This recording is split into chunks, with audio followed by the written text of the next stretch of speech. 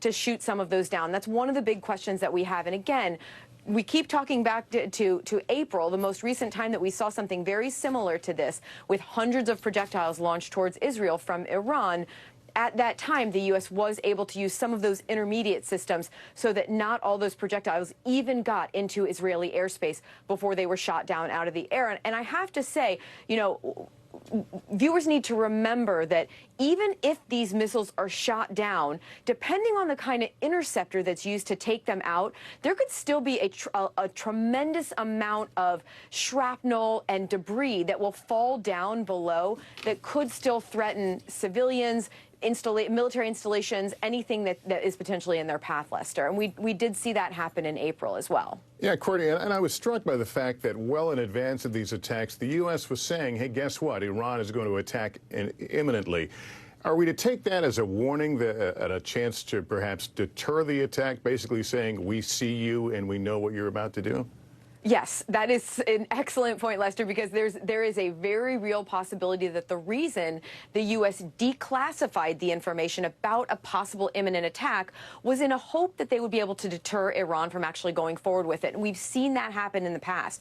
You'll remember that before Russia's invasion of Ukraine, there was a tremendous amount of information that was declassified in the hopes that Russia wouldn't go forward with their invasion. Of course, they did. And we can see in this case, Iran still moved forward with their attack on Israel. Now, whether the declassification and providing this information by U.S. officials earlier today, that may have had some impact on second and third order attacks. We just don't know that yet. But as of now, it didn't deter what we saw here at least happen tonight, which was dozens and dozens of ballistic missiles were fired at Israel from Iran. All right, Courtney, thank you. Let's go to the border area between Lebanon and Israel. Richard Engel, our chief foreign correspondent. Richard, you covered this part of the world for a very long time. Game it out for us. It appears the missiles have gone quiet for tonight. But what should we expect? What should the region be bracing for potentially?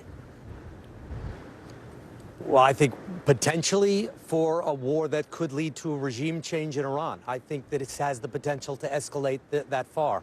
Iran tonight was trying to show strength. It was trying to harm Israel. It was trying to kill Israelis, but it was also trying to show strength to its proxies, to its militia, to Hezbollah here in Lebanon, to Hamas in Gaza, to the people of the Arab world, that Iran and only Iran was strong enough to stand up to Israel, stand up for the Palestinians.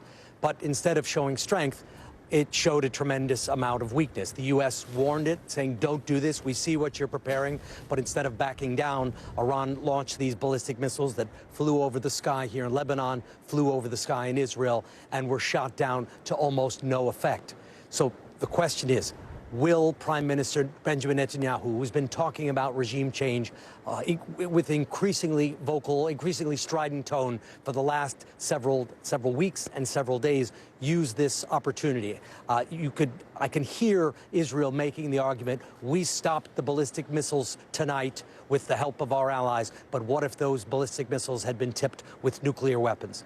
This is exactly the kind of incident that Iran's enemies, and Iran has many enemies, chief among them Prime Minister Netanyahu, can capitalize on it.